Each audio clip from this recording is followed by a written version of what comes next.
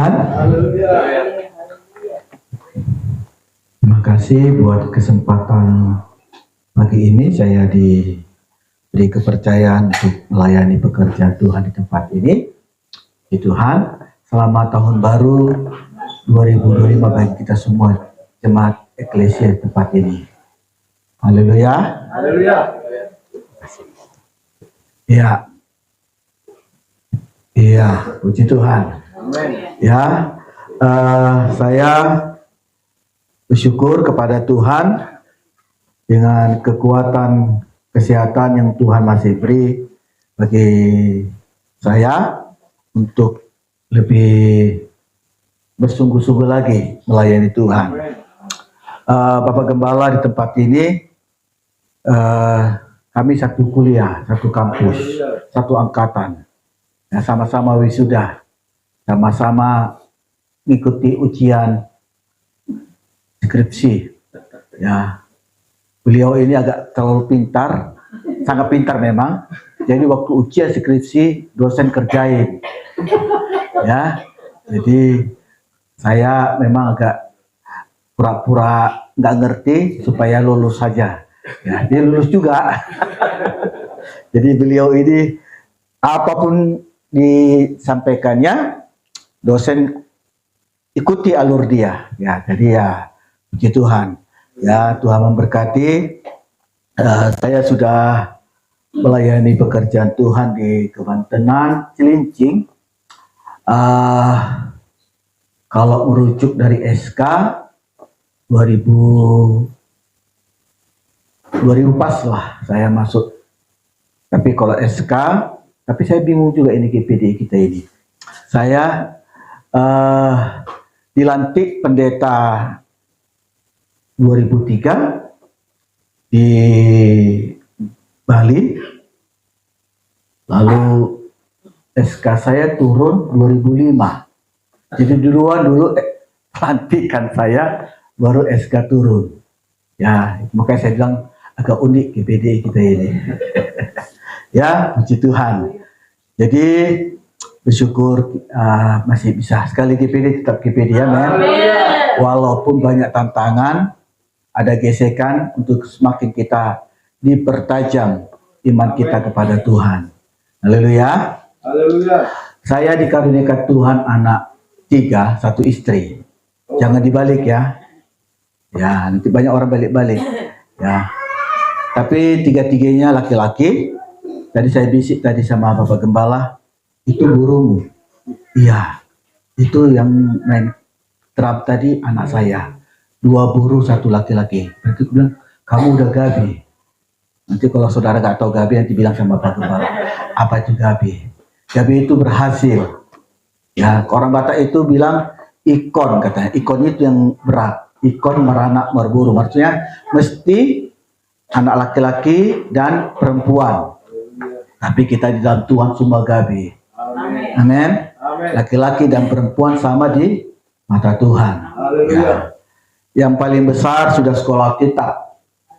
Tapi sekarang melanjutkan sekulernya di UBSI di daerah Senen sana.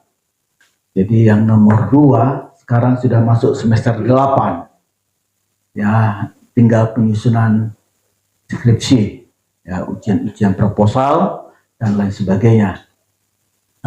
Tapi di Manado, ya, di Universitas Negeri Manado yang nomor 2. Waktu dia mulai semester pertama, saya bilang, kenapa ambil jurusan ke Manado sih? Saya bilang, kalau mau ambil daerah kan banyak daerah, Jawa ada, Batak, Sumatera Utara ada, saya bilang mesti ke Manado. Ya, jadi itulah cara Tuhan di Manado. Jadi bisa karena satu yang dibilangnya enak masakan Manado katanya. Ya, Batak sama Manado kan sama, saya bilang, hanya beti saja. Ya.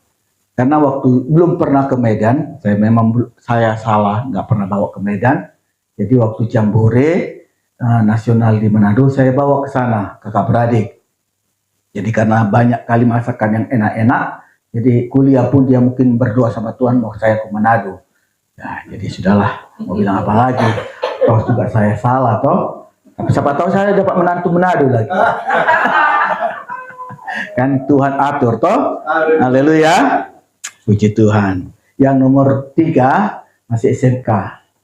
Ya, kelas 1. Ya, puji Tuhan. Tuhan memberkati. Cukup perkenalan saya ya. Mari kita buka kitab kita. Dalam kitab Roma pasal pertama ayat 16 dan ayat 17. Bapak Ibu, saya undang sekali lagi untuk bangkit berdiri untuk menghargai pembacaan firman Tuhan. Roma pasal pertama ayat 16 dan ayat 17. Firman Tuhan katakan demikian, sebab aku mempunyai keyakinan yang kokoh dalam Injil. Karena Injil adalah kekuatan Allah yang menyelamatkan setiap orang yang percaya. Pertama-tama orang Yahudi, tetapi juga orang Yunani, ayat 17.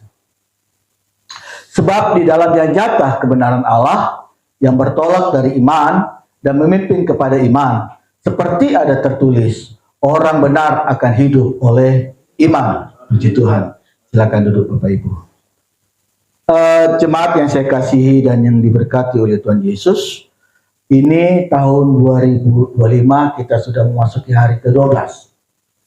Ya, di hari ke-12 ini masih semuanya di sepanjang tahun ini masih semua serba misterius.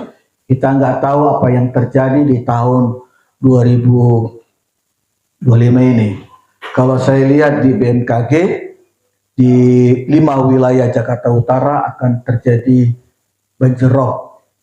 Ya, 5 wilayah, termasuk wilayah kami. Karena memang kami di daerah pinggiran hampir, tapi agak jauh juga ke laut. Tapi di BMKG itu ditulis termasuk Cilincing. Ya, tapi itu kan perkiraan. Itu kan perkiraan cuaca yang memang saat ini cuaca di Indonesia ini, khususnya kita di Jakarta maupun Tangerang, Bekasi, memang sedang ekstrim. Ya, sesuatu hal yang selama ini nggak pernah kita lihat terjadi. Ya, saudaraku, kita lihat dalam suratan Roma ini bagaimana Paulus menyampaikan sesuatu pesan kepada jemaat yang Tuhan percayakan kepada hamba Tuhan Rasul Paulus dan jemaat Roma.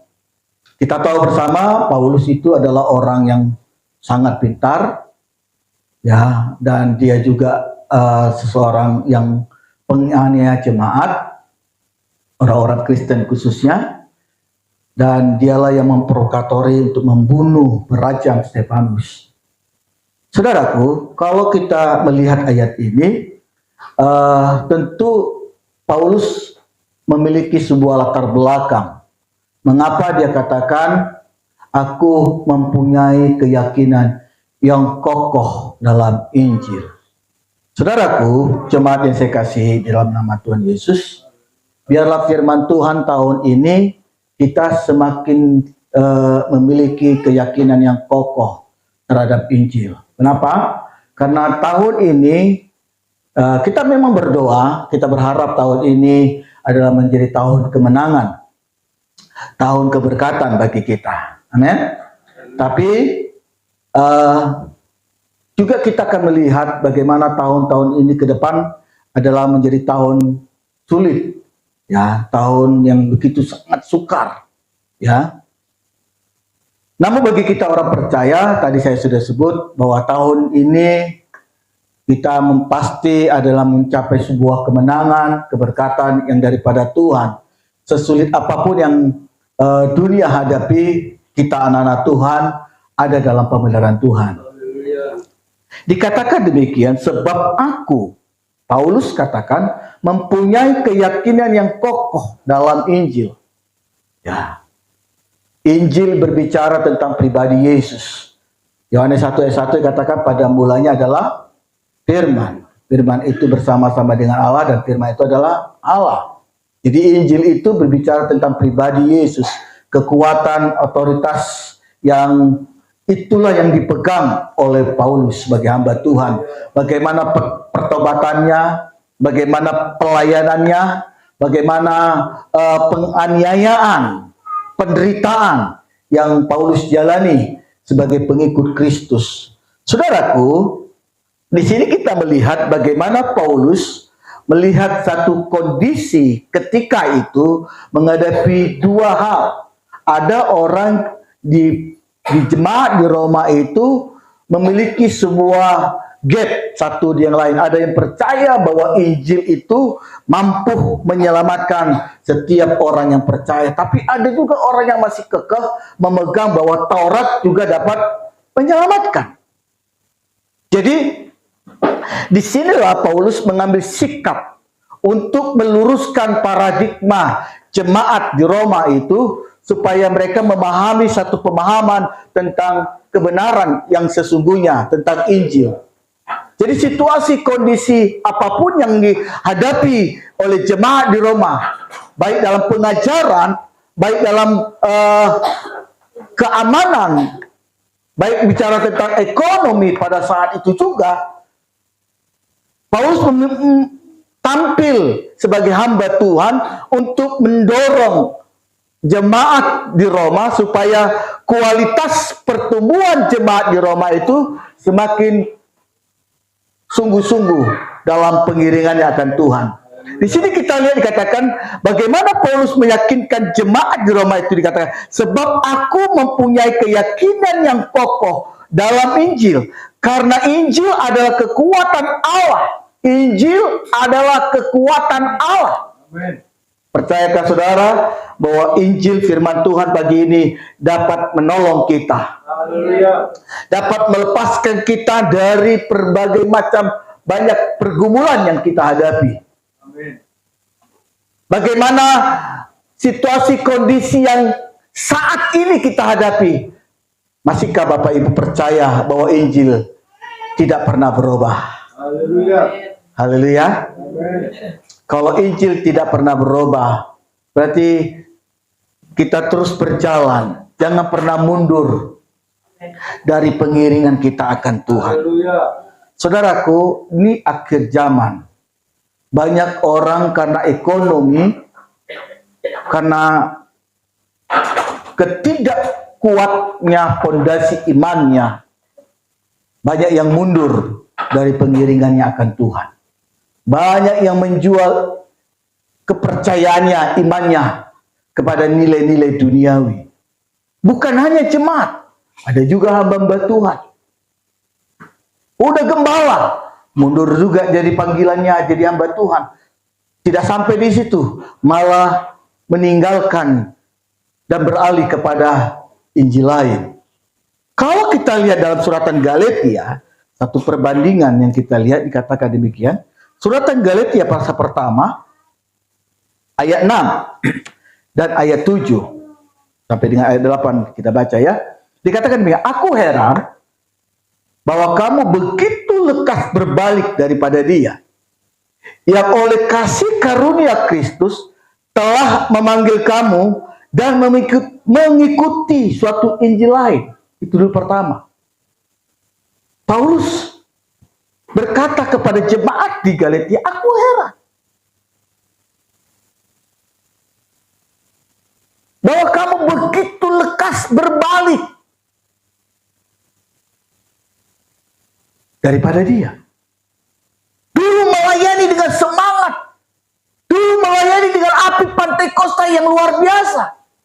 Tapi ketika Tuhan izinkan dia harus menjalani kehidupan yang prosesnya Tuhan, banyak orang yang gugur. Makanya Paulus katakan, aku heran.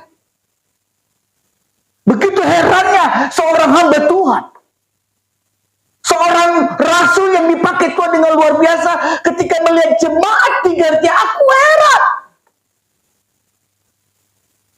Saya berharap kita tempat ini sekali Yesus tetap Yesus. Amin. Apapun tantanganmu, apapun masalahmu, apapun tawarannya, dunia katakan mau proyek, tinggalkan Yesus, mau jabatan, tinggalkan Yesus, dan lain sebagainya. Apapun itu, kalau berkat kita nggak akan kemana. Kan firman Tuhan katakan, jangan cari berkat. Kalau kita kejar berkat, berkatnya lari. Tapi kalau kita kejar Yesus, berkatnya datang. Amin. Berkat yang kejar kita. Haleluya. Amin. Amin. Kita kejar-kejar berkat. Siang malam kita kerja, siang malam kita kerja, siang malam kita banting tulang. Yesus nggak pernah kita utamakan. Yesus nggak pernah hadir di hati kita. Semakin kita kejar, semakin jauh, semakin stres. Ya, ini kan zaman stres. Zaman stres, orang gampang-gampang marah. Orang gampang-gampang tersinggung. Kalau datang bulan tua, wajahnya ikut tua. Ya, kalau datang bulan muda, wajahnya ikut muda. Anak Tuhan, mau bulan tua, mau bulan muda, sama saja. Amin. Haleluya. Dikatakan, aku heran bahwa kamu begitu lekas berbalik daripada Dia yang oleh kasih karunia Kristus telah memanggil kamu dan mengikuti suatu Injil lain. Oleh karena kasih karunia Kristus telah memanggil kamu. Oh, keselamatan yang Yesus beri, korban Yesus yang di atas kayu salib, itu satu korban yang sangat luar biasa, yang sangat mahal, yang tak ternilai dengan mata uang apapun di dunia ini. Oleh karena kasih karunia Kristus telah memanggil kamu. Jadi saudaraku, panggilan Kristus kita harus jaga baik-baik. Kita harus pertahankan baik-baik. Biar kita menderita mengikut Yesus. Kadang-kadang kan orang nggak mau lagi nyanyi ini. Ya, orang dia takut nyanyi ini. Nyanyi apa? Saya mau ikut Yesus. Saya mau iring Yesus sampai selama-lamanya. Bait keduanya, apa katanya? Meskipun saya susah menderita. Mau? Oh, tunggu dulu Pak Pendeta. Susah menderita lagi. Tunggu dulu Pak Pendeta. Jangan dulu itu, lanjutkan. Realnya memang begitu. Nggak bisa kita, jangan kita lihat orang naik BMW, baby band, rumah gedungan, besok kita nggak tahu dia tinggal di gubuk lagi. Kita nggak, dunia ini bukan tempat kita. Amin. Firman Tuhan kita ngontrak. Jadi sebagus apapun rumah kita di dunia ini, kita ngontrak. Tempat kita di sorga. Kita ngontrak. Makanya kalau kita hiduplah untuk Kristus. Dan kita harus menghasilkan buah. Dan buah itu harus tetap, kata firman Tuhan. Pertumbuhan rohani kita terus bertumbuh dan menghasilkan buah, dan buah itu tetap. Jadi kata firman Tuhan katakan, jangan berbalik dari Injil lain. Berarti ada Injil lain yang bukan Injil, yang bukan kebenaran firman Tuhan, yang bukan Injil Kristus, yang sifatnya untuk membawa kita ke dalam kebinasaan. Ayat 7. Yang sebenarnya bukan Injil. Hanya ada orang yang mengacukan kamu, yang bermaksud untuk memutarbalikkan Injil Kristus. Tetapi sekalipun kami atau seorang malaikat dari sorga yang memberitakan kepada kamu suatu Injil yang lain, yang berbeda dengan Injil yang telah kami beritakan kepadamu, terkutuklah dia. Keras, tegas Paulus katakan. Terkutuk dia. Jadi orang-orang yang tidak menyampaikan kebenaran firman Tuhan yang benar, yang bukan Injil, ya Injil lain yang disampaikan, firman Tuhan katakan terkutuklah dia.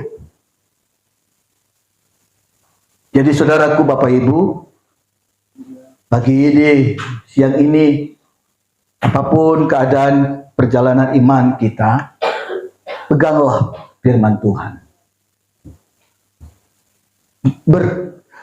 Berpegang teguhlah, berjalanlah dalam proses ya Tuhan. Ingat, sekalipun kita dalam menjalani proses ya Tuhan, biarpun padang gurun, padang pasir yang kita harus jalani, percaya deh, waktunya Tuhan adalah waktu yang tepat untuk menolong kita. Saudaraku, kami sebelum masuk COVID tahun 2019, Tuhan kasih saya kado sebidang tanah yang kecil. Itu di bulan Oktober tanggal 18. Ingat ya, ulang tahun saya. Siapa tahu ada yang kasih berkat. Haleluya. Ya. Kecil tanah itu, di gang yang kecil. Tapi namanya Jakarta kan mahal. Hampir kurang lebih 500 juta. Kecil, di gang yang kecil. Saudaraku, puji Tuhan, kami bisa bangun. Pandemik berjalan begitu hebatnya, Tuhan bela kami. Kami bisa bangun. Waktu presiden kita, mantan presiden Bapak Jokowi, mau diputuskan, itu bulan Maret, akan terjadi, 2020 akan terjadi lockdown. Tapi sekalipun itu kami jalan terus jalan. Apa yang ada sama kami jual untuk pekerjaan Tuhan. Tapi Tuhan bela. Bagaimana Tuhan menolong, bagaimana Tuhan menyatakan pembelaannya bagi kami. Saudaraku, selesai itu gereja. Kecil memang, 10 kali 12. 2000, tapi itulah Tuhan baiknya. Mulai Tuhan kasih kami 2019 di ulang tahun saya, dan penyelesaiannya pun 2003 di ulang tahun saya. Nggak ngerti cara Tuhan. Tepat seperti itu. Tuhan tolong kami dalam pelayanan. Saudaraku, bagaimana baiknya Tuhan dalam pelayanan kami, dalam Tuhan bela, dalam sebuah pekerjaan Tuhan.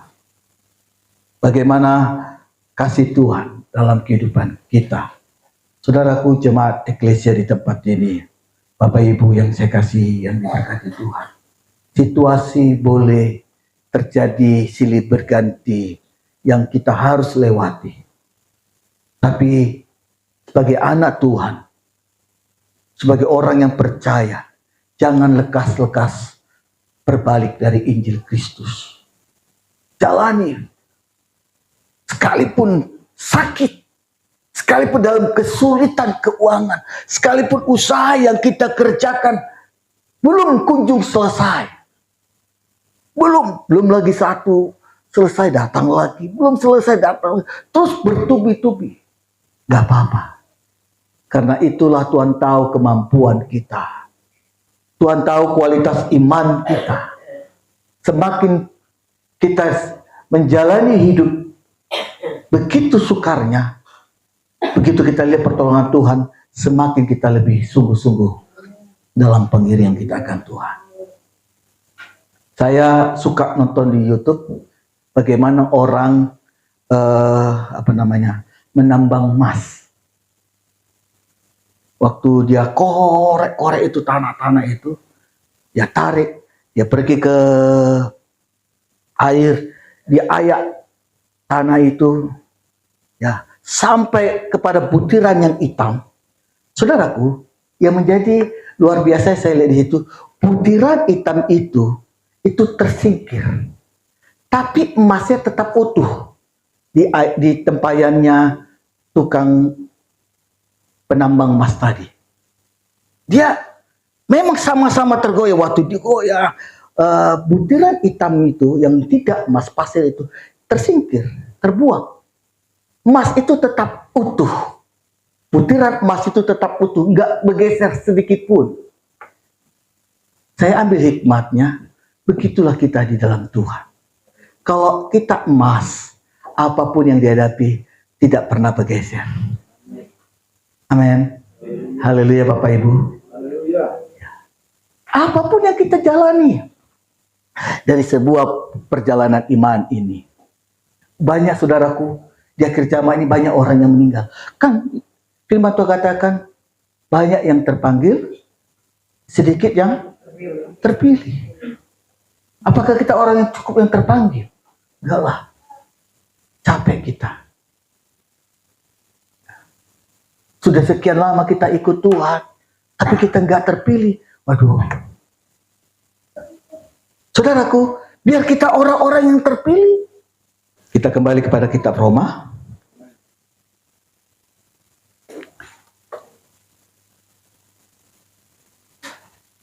Karena Injil adalah kekuatan Allah yang menyelamatkan setiap orang percaya, pertama-tama orang Yahudi, tetapi juga orang Yunani. Ayat 17. Sebab di dalamnya nyata kebenaran Allah yang bertolak dari iman dan memimpin kepada iman, seperti ada tertulis, orang benar akan hidup oleh iman. Orang benar akan hidup oleh iman. Ya kan? Jadi kalau kita orang benar, hiduplah, menjadilah pelaku. Ya, banyak orang baik, tapi belum tentu benar. Orang benar sudah tentu baik. Amin. Kenapa? Karena dia sudah dibenarkan oleh korban Yesus di atas kayu salib. Dia mau mengerjakan nilai-nilai kebenaran. Dia mau hidup di dalam kebenaran. Dan dia mengerjakan yang baik. Dalam Efesus pasal pertama, surat Efesus pasal pertama, dikatakan ini, pasal 2, ayat 10. Karena kita ini buatan Allah, diciptakan dalam Kristus Yesus, untuk melakukan pekerjaan baik yang dipersiapkan Allah sebelumnya. Ia mau supaya kita hidup di dalamnya. Ia mau. Kristus mau kita hidup di dalamnya. Kita mengerjakan nilai-nilai kebenaran. Mengampuni. Jangan simpan kepahitan. Jangan simpan amarah. Jadi kanker itu. Benar. Orang yang simpan kepahitan, pahit terus dalam hidupnya. Dia nggak mau mengampuni, botak kepalanya. Bukan Bapak Gembala maksudnya. Laki perempuan juga bayar botak, ya kan? Iya. Stres dia, nggak ada sukacita. Dalam perjalanan imannya, nggak ada sukacita. Lihat orang lain, cemberut aja. Seperti jeruk perut. Gak ada sukacitanya. Gerejanya gereja Pantekosta. Aliran Pantekosta, sukacita, memuji Tuhan. Tapi wajahnya, ya, ada orang bilang gini, Om, aku takut ya orang Batak. Kenapa? Susah senyumnya katanya. Kurang ajar juga saya bilang, kau ini. Ya. Orang Batak bilang marsui-sui.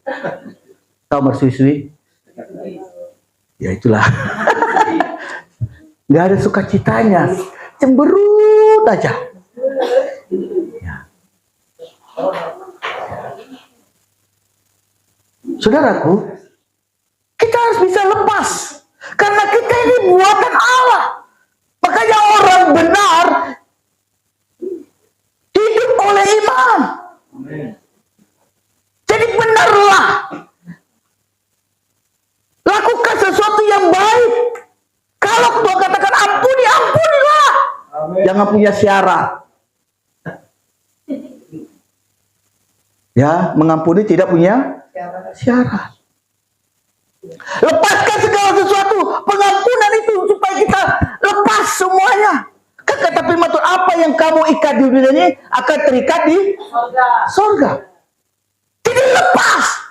Segala sesuatu kita lepas supaya berkat Tuhan terbuka bagi kita. Jadi kalau kita ikat terus kesalahan orang lain, kepahitan orang, terus kita simpan kepahitan demi kepahitan, jadi pahit hidup ini. Semua kita lihat semua salah, nggak ada yang benar dia sendiri. Wow, bahaya ini. Perlu juga kita periksakan dia. Ya, saudaraku, Bapak Ibu, kita ini buatan Allah, luar biasa. Bagaimana kita ini berharganya di mata Tuhan. Bagaimana kita ini milik kepunyaan sangat luar biasa di hadapan Tuhan. Tuhan mau supaya kita hidup di dalam kebenaran Tuhan. Kita terus pikul salib. Sekali apapun yang kita jalan, ikutlah. Waktu itu saya, menurut dokter, penyempitan pembuluh darah di jantung. Saudara, waktu diperiksa, memang harus dan setelah di kateter, begitu ya. Lalu ya memang ada penyumbatan. Dan saya harus segera, waktu itu masih rumah jantung itu di harapan kita kan. Saya harus direkomendasi ke sana. Waktu itu Sabtu, saya bilang sama dokter, saya pulanglah. Saya bilang, oh jangan Pak, kita mau rujuk, nanti Senin baru Bapak bawa ke rumah sakit. Enggak, saya bilang, besok Minggu saya harus ibadah. Ya Bapak nggak perlu di rumah aja, di rumah sakit aja. Ya, kan ada istri, ada pelayan, nggak apa-apa. Kebetulan dia dokternya, perawatnya Kristen. Saya bilang, Bapak, Ibu, saya ini pendeta. Kalau Tuhan izinkan saya mati di mimbar, biarlah mati di mimbar. Saya harus sampaikan firman Tuhan. Saya harus kasih makan jemaat. Ya sudah, dia kasih satu kertas, berkas kertas untuk saya tanda tangan. Jadi kalau terjadi apa-apa, nggak tanggung jawab rumah sakit. Saya tanda tangan. Sampai hari ini sehat. Haleluya. Sampai hari ini nggak ada itu yang kasih cincin, kaya kali saya. Ada teman saya masih settingan dengan saya juga, udah dikasih cincin 2. Kau bilang kau pendeta paling kaya di dunia, jantungmu aja pun kasih cincin. Amin. Maaf ya kalau dikasih, udah ada yang kasih jantungnya cincin, enggak. Enggak, kalau memang Tuhan izinkan nggak apa-apa lah. Tapi kalau nggak Tuhan izinkan, kalau engkau punya iman, lepas itu. Amin. Haleluya. Ada orang lagi kasih cincinnya 7 lagi. Saya pikir 100 kali 7, 700. Jadi dalam tubuhnya ada 1 M. Ya, semua karena obat.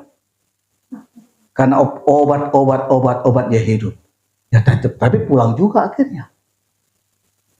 Ada seorang kaya raya di Jakarta Utara, udah kakinya dipen, mungkin ada pengapuran, pen. Tapi pelitnya tak pekerja Tuhan. Pak Pendeta berdoa, iya udah berdoa kita, sudah berpuasa kita, iya berdoa. Pelitnya kali, ya sudahlah, ya tak apa-apalah. Tapi kalau ceritanya aku begini, udah ngomongnya dah.